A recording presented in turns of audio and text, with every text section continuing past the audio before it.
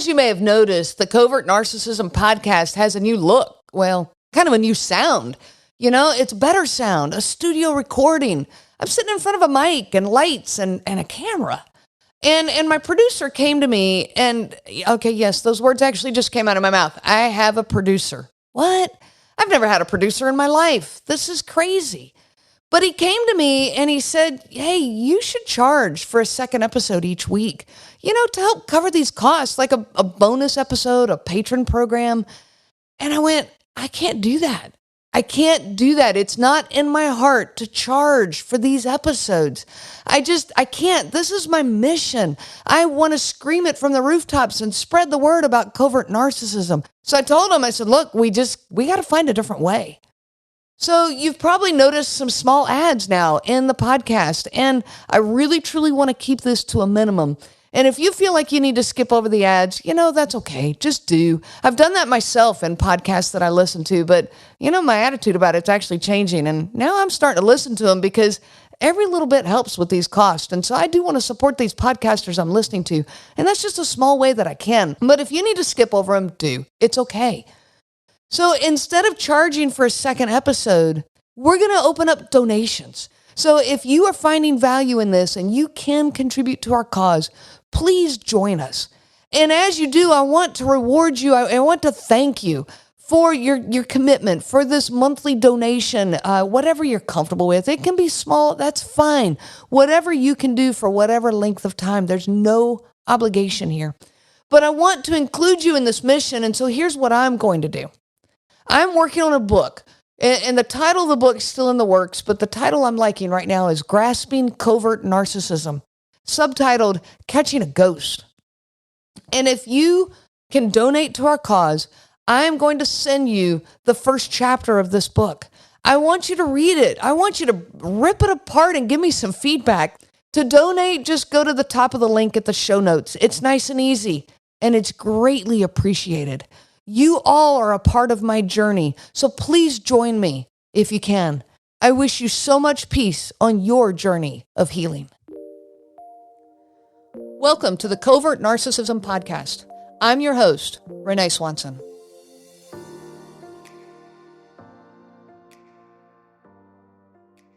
So you borrow the scissors off of your spouse's desk one evening, and you forget to put them back. Now, if you've been in a relationship with a covert narcissist, you know where I'm going here. Later that night, when they notice, they start in. You are so thoughtless and irresponsible. You only think of yourself. You really need to work on that, you know. I can't believe you aren't better than this by now. You just can't get anything right. Last time it was the stapler and now it's the scissors. Don't touch my desk ever again. On and on this goes. You find yourself in a long, circular conversation in which they tell you over and over how thoughtless and selfish you are.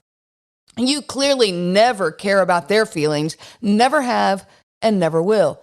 You just do your own thing and completely disregard them. You are so impossible.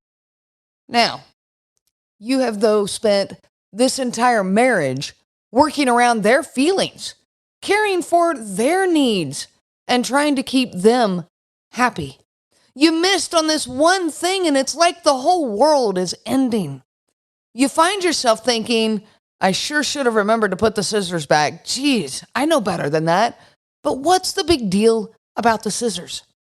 2 hours later, you're still enmeshed in this circular conversation, still defending your need for the scissors and this small human infraction. You are defending your space to be human and to have made a mistake. How can they possibly be this upset? Their reaction does not match the crime. You manage to get through the evening. You know now to never, ever touch their scissors again, and you convince yourself that life will be okay so long as you don't. Things get better for a few days, and then you commit a crime again. You ask him to buy a different kind of milk the next time he shops at the grocery store. What in the world are you thinking? The look on their face gives you that brief warning that you've done it all over again.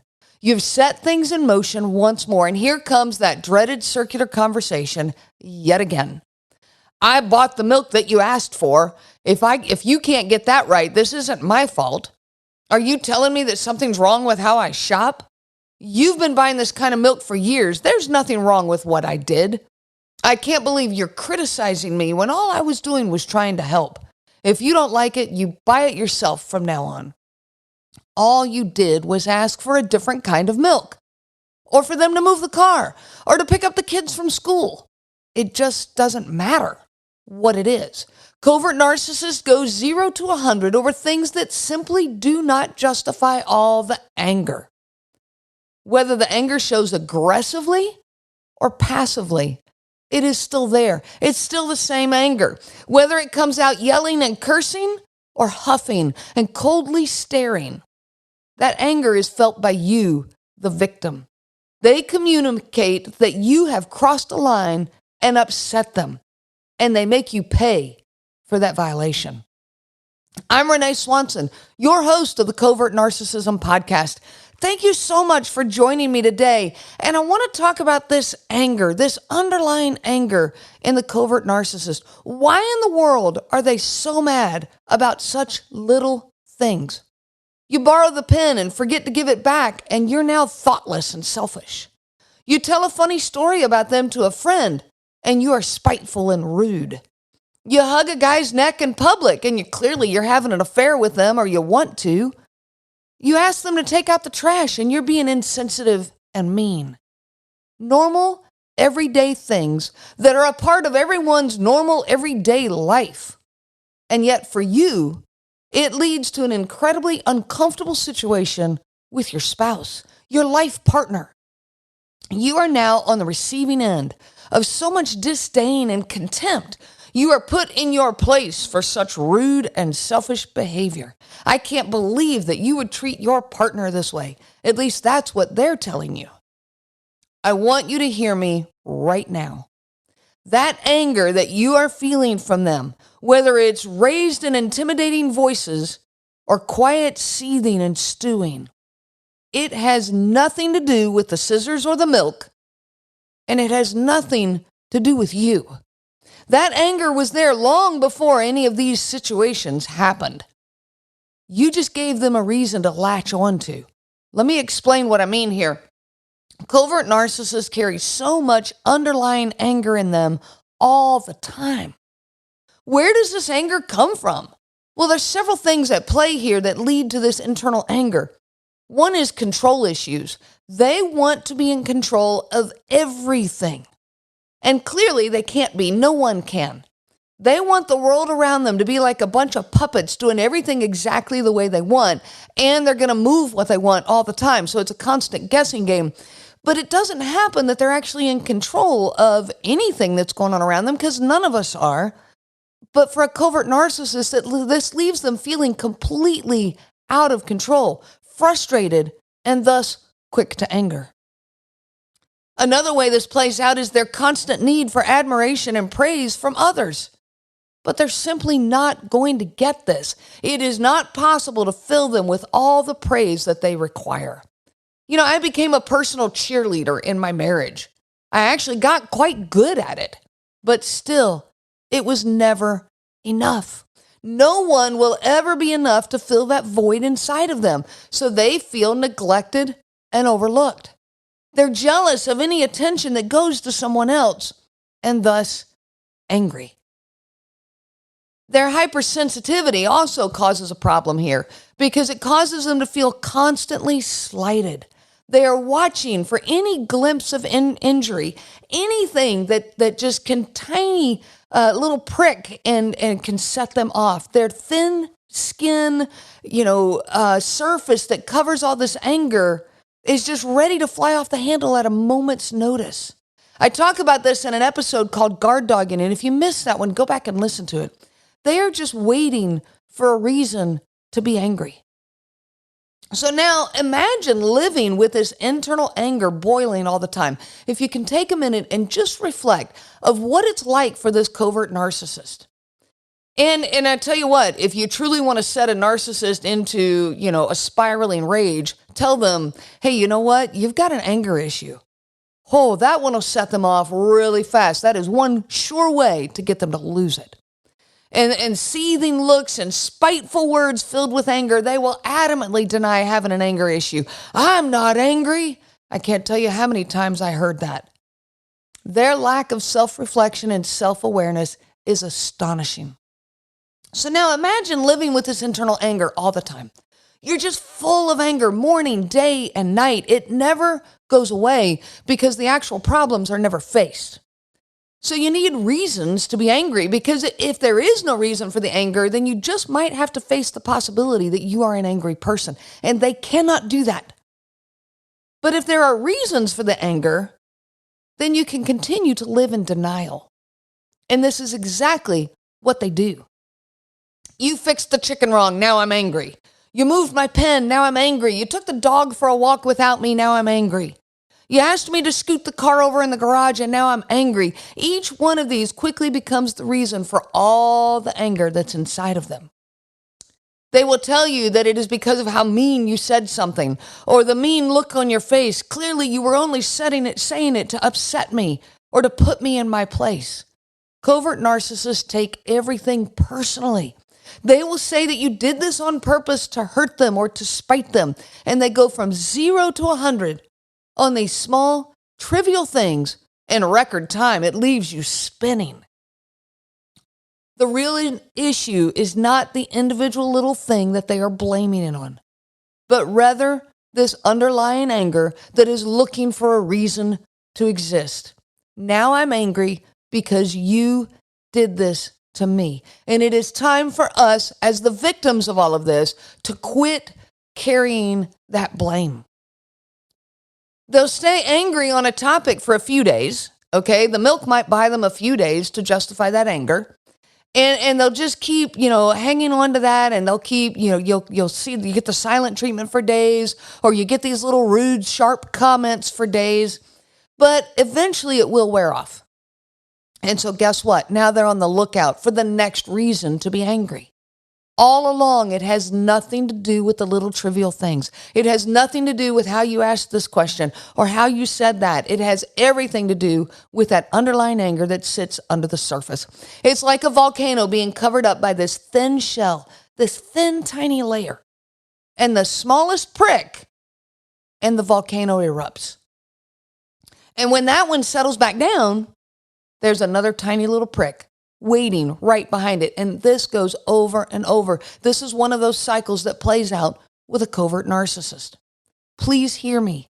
Their anger is not about the tiny little things. And you can make a checklist. I made a checklist of, I'll never do that again. I'll never move the stapler again. I'll never ask him to scoot the car over again. You make this checklist. And my checklist got so long before I finally realized it wasn't about any of that. There was always going to be something else to add to my checklist. This anger started long before you ever met them in the first place. I encourage all the people that I work with to brain dump. It's a type of journaling that serves a very specific purpose. This type of journaling, see, all these memories get stuck in our head, and we have to hang on to them because otherwise we'd think we were truly losing our mind. But yet when I try to talk about them to people, I sound petty and trivial. But I hang on to them because I would just be crazy if I didn't have them. But you only have so much memory inside that head of yours. So you move the storage unit. Put it somewhere, write it in a journal, type it into your computer, talk it into Google Docs, whatever you need to do to get these memories somewhere else. Because when I finally did, I gave my mind permission to quit hanging on to all of these memories. But I had them. I still had them. And then I can go back and look at them, and I can start making sense out of this situation. So if you are not doing this, please, I cannot encourage you enough to brain dump these memories and get them somewhere outside of your head. Victims of covert narcissistic abuse often tell me that when they are describing these individual moments, they sound trivial and petty. I used to think that too. As the words were coming out of my mouth, I couldn't believe that I was actually upset because of the scissors and the stapler. But again, it's not about the trivial little things. And I have people ask me all the time, are they really that big of a deal anyways? When you are with a covert narcissist, everything is subject to becoming a huge event. All the little small things in life that happen are massive events, causing angry outbursts, circular conversations that last for hours, blaming, guilting, the silent treatment. All of this can last for days. They can't just be normal little things that happen in life. Everybody's life has normal little things that are inconvenient and annoying. But to a non-narcissistic person, the little annoying things in life are not major events. They're just normal little things, quickly corrected, quickly overlooked, sometimes even laughed about. To people who are not in a relationship with a covert narcissist, this is why they see the things as petty, because they should be. And the problem is that they never reconcile. When you're with a covert narcissist, you never reconcile, so none of this ever actually goes away. It's about, again, not the individual little things, but this underlying anger and the inability to reconcile because of this anger. Me just trying to figure out how to ask him to pick our son up from a friend's house was a major event. This should be a nothing, but it was a major event. And the sad thing is, I even knew it would be a major event before the evening even happened. I was already trying to figure out in my head how to approach him and how to say things right, whichever that meant, whatever way was right, so that he would pick up our son and not get angry about it. Trying to calculate my words, and then I realized it and go, okay, stop. I'm not going to calculate my words. I decided to just ask him. And sure enough, we went 0 to 100 in less than a minute. Everything became a problem, all the way down to the way I answered where the friend lives. I can't even do that right. There is no room for you as the victim of covert narcissism to be anything less than perfect. And perfect is their view of perfect, which is a constantly moving goalpost. But now, yet again, I'm the reason that he's mad. It has nothing to do with his judgmental attitude or uncooperative spirit, at least not in his eyes. It has nothing to do with how difficult he makes it to communicate with him. So I'm always on edge. But it always, in his eyes, the anger always has everything to do with my complete inability to communicate. All the while, I'm running around trying to make everything perfect, trying to cover up all the little things that might make him angry, trying to anticipate all the problems before they ever come. Boy, that's an impossible task, but it took me years to figure that out. There are hundreds and thousands of ways that this tiny little shell around their anger is going to be pricked. Yet here I am trying to catch them all. This is how you spend the entire relationship. Covert narcissists seem to have no idea how they affect those around them. Either they know and they're lying about it, saying that they don't understand or they don't get it, or they truly don't get it and they put no genuine effort into figuring it out. That's the conclusion I came to, but you know what? I'm not sure which of these is actually worse. In reality, in fact, it doesn't even matter. If it's intentional lying, then clearly this person does not care about your thoughts and feelings. But if it's a lack of understanding and a lack of effort in getting there, then this also is a person that does not care about your thoughts and feelings. Either way, this is a real problem. If I'm in a crowded space and I accidentally step on someone's foot, I'm quick to apologize. But not only that, I will now pay extra close attention to make sure that I don't do it again. But a covert narcissist does not put that effort into making sure they don't do it again. And in fact, they step on your heart over and over. They might tell you, well, I didn't mean to. Okay, fine. But they didn't mean not to either. You speak up and you stand up for yourself. They may even apologize, and there's a whole list of fake apologies. But they put no effort into changing and making sure that they don't hurt you again. I've got a very close friend who's in a really healthy marriage, and I love watching her and her husband interact. It's comfortable, spontaneous, it's mutually respectful, it's refreshing. I recently asked her, what does it look like when you and your husband get mad at each other? Surely you do, right? She laughed and said, well, of course we do. I said, okay, what does that look like then? Well, she hesitated. And she said, hang on a minute. I can't come up with the last time we did. I'm going to have to think about that to come up with an example. And she struggled to come up with an example. I know we've had disagreements, but I really can't remember any. Wow. Boy, my list was a mile long, but this was her talking about her marriage that was just as long as mine, a 20-year marriage. And finally, she said, look, I can't come up with an example right now, but I can tell you this. For starters, the automatic defensiveness, it just isn't there.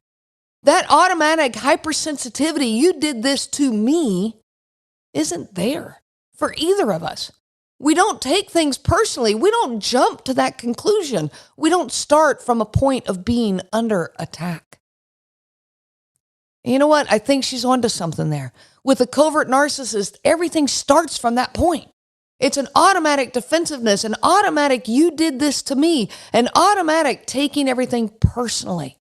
That's where they start, long before anything's ever actually said or done.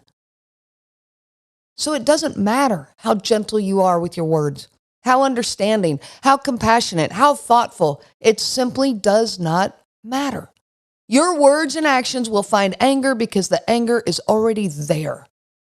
So the next time you are met with that anger, please remember that this anger was there long before you ever met this person, and that this anger has nothing to do with you. It is time for all of us to quit owning their anger, to quit taking responsibility for it. Put it back where it belongs. That anger's on them. I wish you so much peace on your journey of healing. You have been listening to the Covert Narcissism Podcast with your host, Renee Swanson.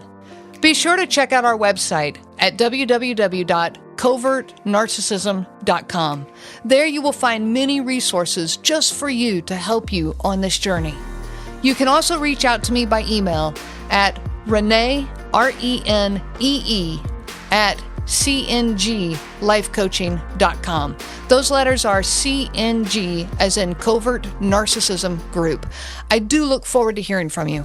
I wish you so much peace on your journey of healing.